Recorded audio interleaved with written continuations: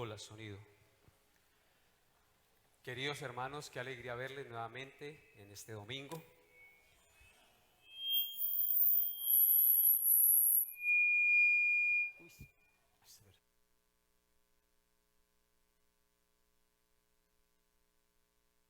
Hola, sonido.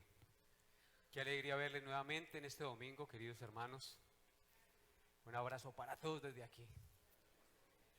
Bienvenidos. Estamos gozosos de estar en la presencia de Dios, de saber que es por su gracia que nos hemos podido levantar en esta mañana para bendecir su santo y glorioso nombre en este día. Estamos aquí porque Él así lo quiso. Se me perdió la...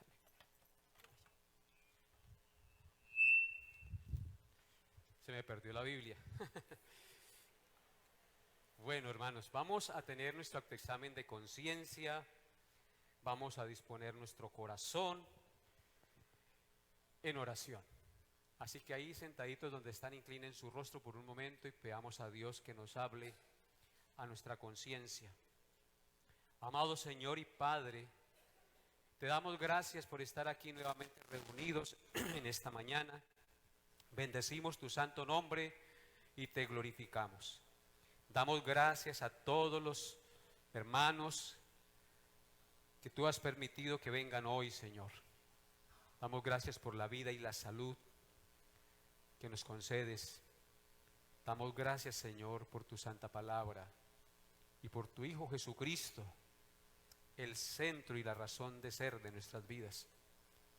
Colocamos este autoexamen de conciencia en tus manos y rogamos que hables a nuestras vidas y nos des la gracia de aplicarlo a nuestro corazón, en nuestra vida cotidiana, Padre, porque de eso se trata la vida cristiana, de vivir conforme a las normas y los principios de tu santa palabra.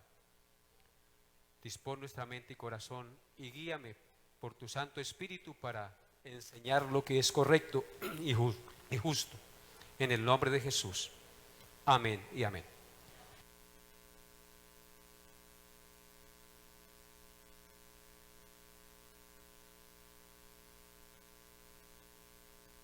Abran sus Biblias, por favor, en Romanos 1 y leamos los versículos 16 y 17.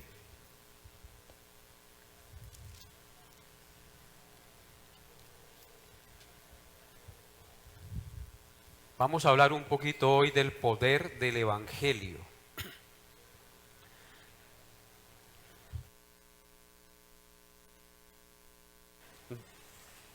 Dice la palabra de Dios en Romanos 1, 16 y 17. Porque no me avergüenzo del Evangelio, porque es poder de Dios para salvación a todo aquel que cree, al judío primeramente y también al griego.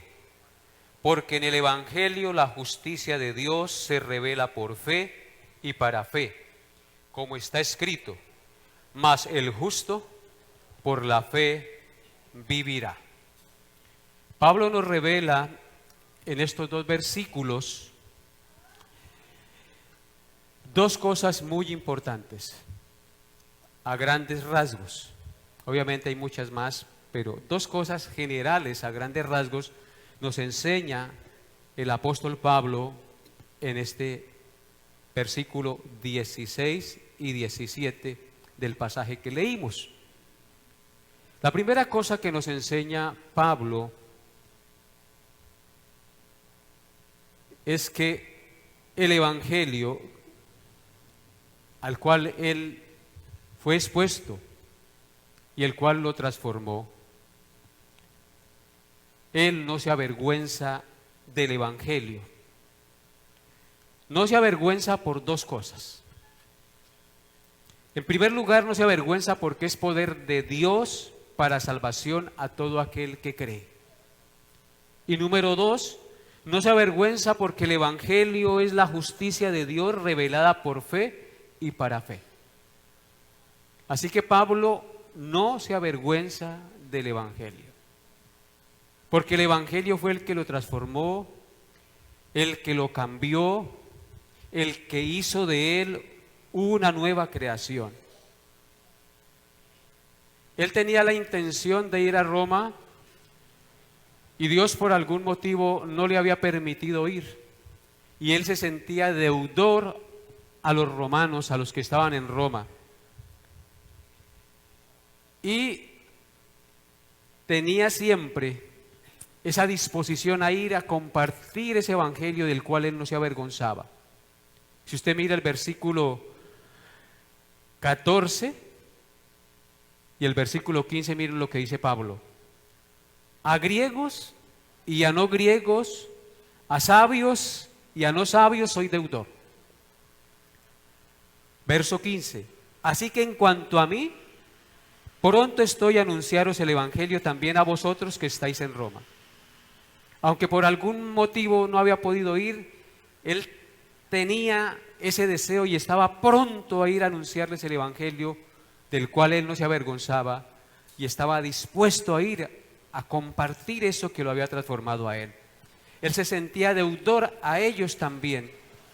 Allá habían griegos y no griegos, habían sabios y no sabios, y a todos ellos se sentía deudor. Como también nosotros nos debemos sentir deudores a todos aquellos que no conocen la verdad del evangelio. Entonces,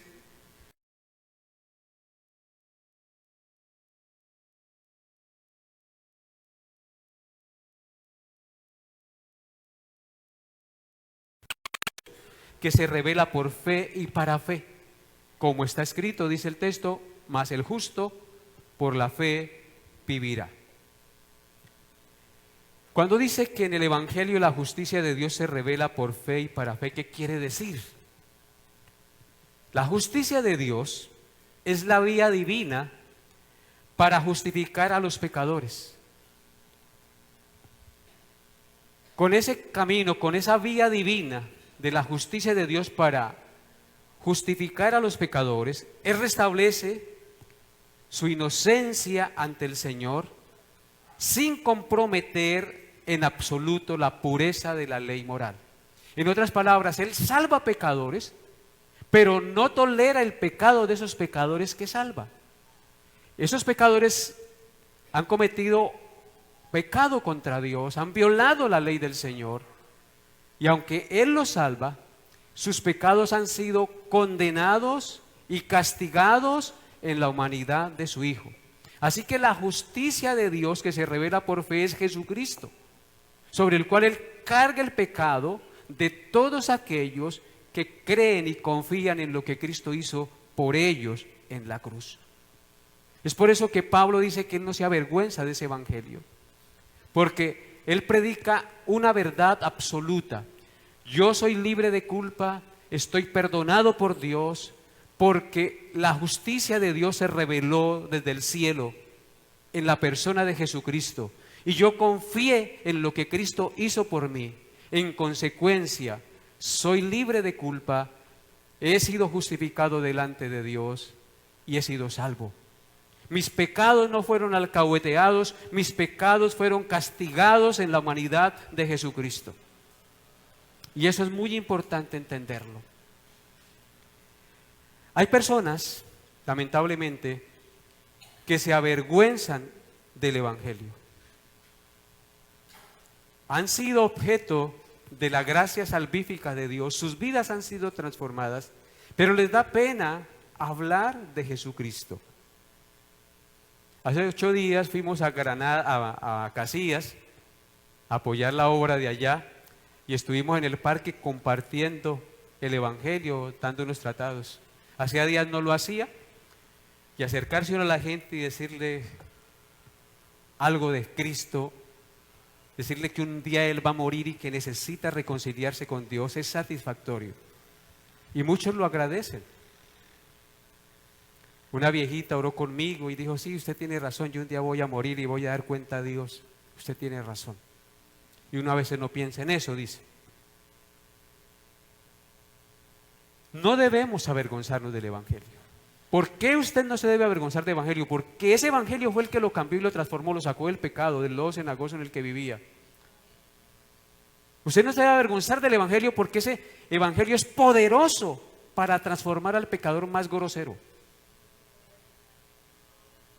Así como lo transformó a usted con el poder de Dios, así también al hablar usted el evangelio puede ayudar a ser instrumento para que Dios transforme a otro. No se avergüence del evangelio, pero lamentablemente hay personas que se avergüenzan del evangelio. Pero hay algo más lamentable. Hay personas que avergüenzan el evangelio. No solamente se avergüenzan del evangelio, sino que avergüenzan el evangelio. Es decir, vituperan el nombre de Cristo. Dicen llamarse cristianos y actúan como impíos. ¿En cuál de esos dos grupos está usted? ¿Se avergüenza del evangelio o avergüenza el evangelio? La Biblia dice que el nombre de Cristo es blasfemado entre los gentiles por causa nuestra. Así que, hermanos, la exhortación para el día de hoy es tener conciencia del poder del evangelio. Usted no sabe lo que puede hacer un tratado en las manos de un pecador. Regalarle una Biblia a un pecador. Mostrarle unos versículos. Ahí puede empezar su transformación. A veces no es inmediatamente, pero le queda ahí esa espinita, esa semillita sembrada. No se avergüence del evangelio. Si el evangelio lo cambió a usted, también puede cambiar a otro. Porque el evangelio es ¿qué? Poder de Dios, ¿para qué? Para salvación a todo aquel que cree. Yo predico el evangelio para que otro crea. Y como la fe es un don de Dios, usted no sabe qué es lo que va a hacer Dios cuando usted se pone en sus manos y es instrumento para compartir el evangelio a otro. Por la gracia de Dios tomamos un local alquilado en Acacias ya y vamos a empezar con fe. Vamos a empezar con fe. Ya empezamos con fe, pero vamos a empezar con fe haciendo referencia al local. Porque en esa ciudad hay mucho pueblo para el Señor. Y debemos tener siempre esa convicción de que debemos hacer lo que Dios nos mandó a hacer. Anunciar el evangelio, vivir el evangelio. Porque no solamente predicamos con nuestros labios, sino predicamos también con nuestra vida, con nuestra manera de vivir, con nuestra familia, con nuestros hijos. Así que la justicia de Dios es la vía divina para justificar a los pecadores. ¿Quién es la justicia de Dios? Cristo, que pagó nuestras iniquidades y nos hace justos delante del Señor. Algunos cristianos no han comprendido aún el poder del evangelio y ven el evangelio de una manera parcial o perciben el evangelio solamente como una puerta que les da acceso al reino de los cielos. Y si bien eso es verdad, percibir el evangelio como una puerta que nos da acceso al reino de los cielos, y cuando hablo del evangelio hablo de Cristo y lo que Él hizo por nosotros, Él es la puerta que nos da entrada al cielo, es verdad. Pero el evangelio es mucho más que una puerta por la cual entramos al reino de Dios. Es mucho más que una puerta por la cual entramos al reino de Dios. Es también el camino por el cual debemos andar todos los días de nuestra vida. ¿O no es así? No es solamente entrar, es andar por ese camino. ¿Qué dice la Escritura en San Juan 14:6? ¿Ustedes lo saben de memoria? Yo soy el camino, dijo Cristo, la verdad y la vida. Soy el camino que debo transitar todos los días de mi vida. Soy la vida que perdieron en el Edén por causa de Adán. Y soy la verdad que se recupera a causa de la mentira que se comieron por el engaño de Satanás. El evangelio no es solo el medio de nuestra salvación, es también el medio de nuestra transformación. ¿Escucharon eso? No es solamente, ¿qué cosa? El medio de nuestra salvación, sino es también el medio de nuestra transformación. No solamente recibimos salvación, sino que Él también nos transforma. Por ejemplo, en Filipenses 1:6 dice Pablo, Filipenses 1:6, estando persuadido de esto, que el que comenzó en vosotros la buena obra, la perfeccionará hasta el día de Jesucristo. ¿Quién empezó en nosotros la buena obra? Cristo. Ese es el Evangelio, la entrada. Pero, ¿qué sigue haciendo Cristo?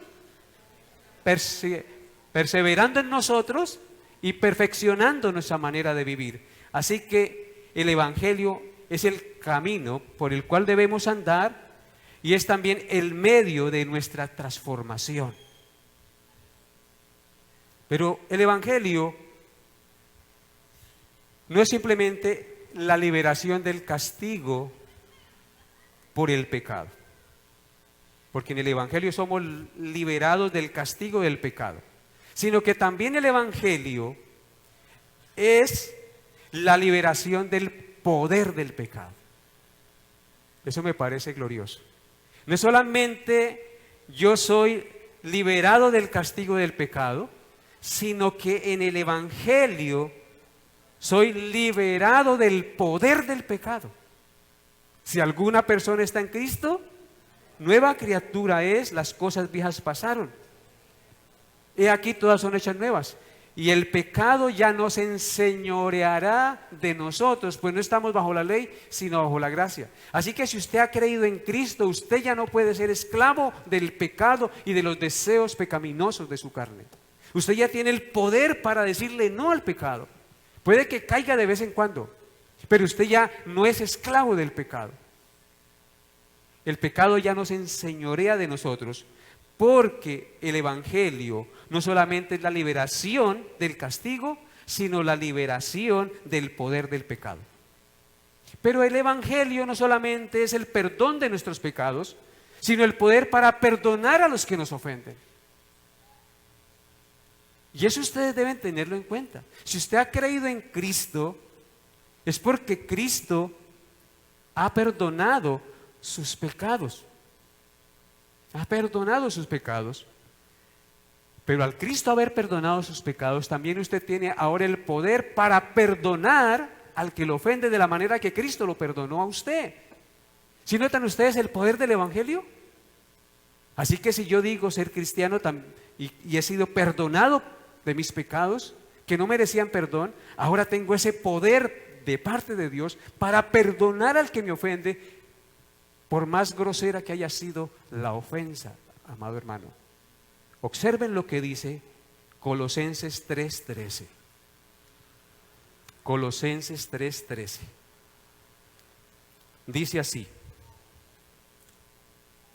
soportándoos unos a otros y perdonándoos unos a otros, si alguno tuviere queja contra otro, de la manera que Cristo os perdonó, así también hacedlo vosotros. Así que el Evangelio es poder de Dios para perdonar a mi enemigo de la manera que Cristo me perdonó. O sea que el Evangelio no simplemente es una teoría. El Evangelio es una vivencia, es una persona en nosotros que transforma y cambia todas las áreas de nuestra existencia.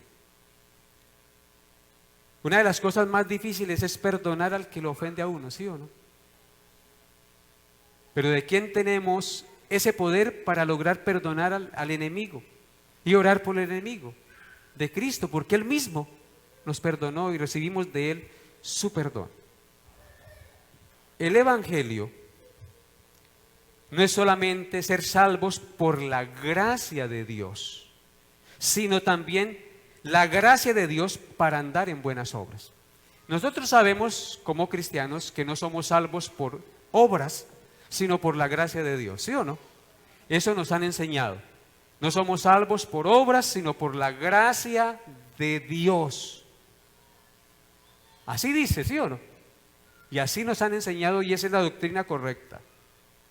Pero no solamente es la salvación por la gracia de Dios, sino también la gracia de Dios para andar en buenas obras. Si bien es cierto, yo no soy salvo por obras, Cuando creo el Evangelio, por la gracia de Dios, obtengo el poder para andar ¿en qué? En buenas obras. Observen lo que dice Efesios 2, 8 al 10. Efesios 2, 8 al 10 dice: porque por gracia sois salvos, por medio de la fe. Y esto no de vosotros, pues es don de Dios, no por obras, para que nadie se gloríe. Y escuchen, porque somos hechura suya, creados en Cristo Jesús, para buenas obras, las cuales Dios preparó de antemano para que anduviésemos en ellas. Aquí están los dos conceptos. Somos salvos por gracia, no por obras, pero al mismo tiempo, al recibir el Evangelio, al ser objeto del poder del Evangelio, ahora tenemos ¿qué cosa? La gracia para andar en buenas obras. Bendito sea el Señor. El Evangelio no es solo mi conversión de mi antigua vida a Cristo, es también la conciencia de mi necesidad de vivir unido a Cristo. Eso es algo muy importante. Uno en el Evangelio es convertido de su antigua vida a Cristo. ¿Oyeron eso? De mi antigua vida, ¿a quién? A Cristo. En consecuencia, el Evangelio me da la conciencia de la necesidad de estar unidos a Cristo, a aquel que se entregó y dio su vida por mí. Porque separados de Él, nada podemos hacer. Y unidos a Él, llevamos mucho fruto. Así que el Evangelio hace una cosa y nos lleva a otra. En una dinámica gloriosa y poderosa de transformación. El Evangelio no es simplemente mi resurrección espiritual, sino la segura resurrección de nuestra carne a un cuerpo incorruptible e inmortal. Cuando nosotros creemos el Evangelio, hemos aprendido que hemos recibido vida espiritual, porque estábamos muertos en nuestros delitos y pecados, ¿cierto? Entonces recibimos vida espiritual, resucitamos espiritualmente porque estábamos muertos. Pero esa resurrección espiritual es a la vez la segura resurrección de nuestra carne en un cuerpo incorruptible e inmortal con el espíritu inmortal que glorificará por siempre al Señor sin nunca más volver a pecar. Y eso nos da una esperanza y una seguridad gloriosa de andar unidos a Cristo cada día. Observen lo que dice Efesios 2, versículos 5 al 6. Efesios 2, 5 al 6. Dice: aun estando nosotros muertos en pecados, nos dio vida juntamente con Cristo. Por gracia sois salvos. Y juntamente con Él nos resucitó y asimismo nos hizo sentar en los lugares celestiales con Cristo Jesús. Amén. Ahí están las dos cosas. El Evangelio es la resurrección espiritual en el versículo 5. Aun estando nosotros muertos en pecado, nos dio vida juntamente con Cristo. Por gracia somos salvos. Pero aquí viene la segunda parte del contenido que les dije. Y juntamente con Él nos resucitó. Al resucitar espiritualmente es como si ya hubiésemos resucitado corporalmente y estar sentados con Cristo en la gloria. Bendito sea Él, ¿no les parece? El Evangelio es algo inexplicablemente glorioso, hermanos. Es algo más allá de nuestro entendimiento. Es algo que traspasa la razón humana carnal, porque nos transforma y nos da vida gloriosa. Por otra parte, hermanos, para terminar, el verdadero evangelio de la cruz, cuando lo creemos, debe llevarnos a ser cada día más conscientes de la santidad de Dios y cada día más conscientes de nuestra miserable condición pecaminosa. Son dos aristas. Cuando yo creo el verdadero evangelio de la cruz, Soy cada día más consciente de la santidad de Dios, de su inefable y grandiosa e infinita santidad. Cada día soy más consciente cuando creo el Evangelio y camino en el Evangelio y medito en el Evangelio. Pero al mismo tiempo, esa conciencia de la santidad de Dios me lleva ¿a qué? A ser más consciente de mi miserable condición caída y pecaminosa. Y eso me mantiene en la línea para yo no engrandecerme más de lo que pudiera engrandecerme.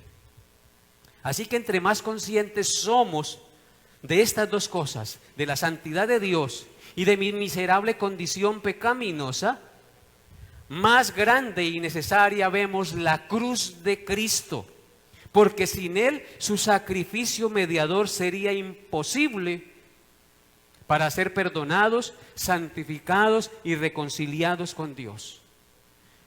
Cuando enaltezco mi propia justicia, autopercibiéndome como alguien mejor de lo que en realidad soy, reduzco la importancia de Cristo y la santidad de Dios. Esa es la verdad. Cuando yo enaltezco mi propia justicia y comienzo yo a sacar pecho y decir es que fue mi sabiduría, mi poder, mi entendimiento lo que logró esto, estoy engrandeciendo mi propia justicia y autopercibiéndome. Hoy sí que está de moda el autopercibirse, ¿cierto? Hoy está muy de moda el autopercibirse, como mujer, como varón, la mujer como varón y el hombre como mujer y de muchas maneras. Pues a veces caemos en ese pecado también los cristianos, nos comenzamos a autopercibir como muy grandes, como muy justos, como muy sabios. Entonces, estoy autopercibiéndome de una manera incorrecta porque realmente lo que soy, lo soy por la gracia de Dios, no porque en mí haya algo bueno. Entonces eso reduce la importancia de Cristo y la santidad de Dios. Cuando yo comienzo a enaltecer mi propia justicia, y por eso fue que Pablo dijo, pero por la gracia de Dios soy lo que soy, y su gracia no ha sido en vano para conmigo. Antes he trabajado más que todos ellos, refiriéndose a los apóstoles, pero no yo, sino la gracia de Dios conmigo. Así es que nos debemos autopercibir nosotros en la gracia de Dios, percibir la santidad de Dios y percibir nuestra miserable condición caída, que si no hubiese sido por la gracia y la misericordia de Dios, nos apartaría para siempre de Dios en el infierno. Así que hermanos, por favor entiendan y comprendan esta realidad. Y si hemos estado avergonzando el Evangelio o nos hemos avergonzado del Evangelio, pidámosle perdón a Dios. Padre, te doy gracias y te bendigo y te ruego que estas palabras, Señor, las uses para fortalecer nuestra fe y llevarnos a una mejor vida y comprensión de las cosas tuyas, de tu Evangelio, de tu gracia salvadora en Cristo Jesús. Amén y amén.